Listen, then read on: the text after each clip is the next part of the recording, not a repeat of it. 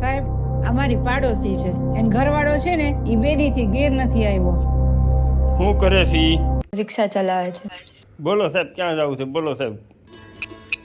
1500 થાય, બોલો. ફેરવી દો આખું જુનાગઢ. બોલો, નામ શું છે તમારા ઘરવાળાનું? લાલુ.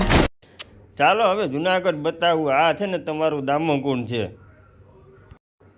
હિમાલય કરતાં પણ ઊંચો છે. ઓલો છે ને પ્રાચીન પીપળો છે.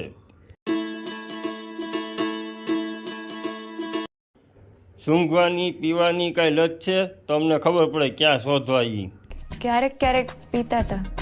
ક્યારેક કે રોજ? રોજ.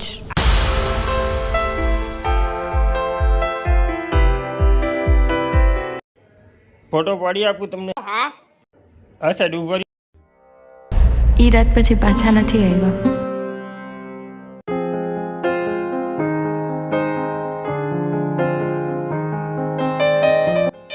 સંસારના આ નિયમની અંદર કાંઈક ને કાંઈક આપણે તકલીફ જોવી પડતી હોય છે.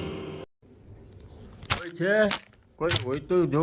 અહીંયા હું ફસાઈ ગયો છું, ત્યારનો કોઈ જવાબ દે. હેલ્પ કરો, હેલ્પ હેલ્પ. હું અંદર. હા, હેલ્પ.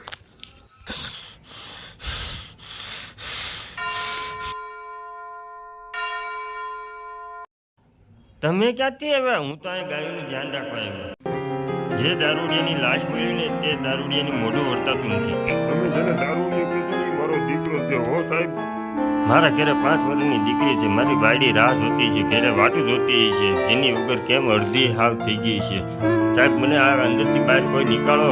ક્યાં ન રાડી નાખું, કોઈ સાંભળતું નથી. અંદરથી બહાર જવું છે, પણ કોને ખબર હવે કેવી રીતના હું બહાર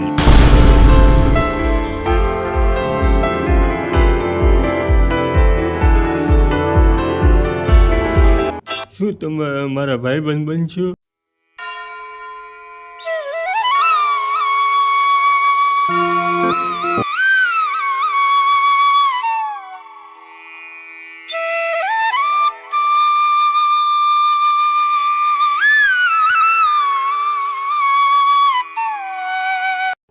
હાલો, મજેડી ભવનાથ સાહેબ, તમારે ક્યાં જવું? બોલો.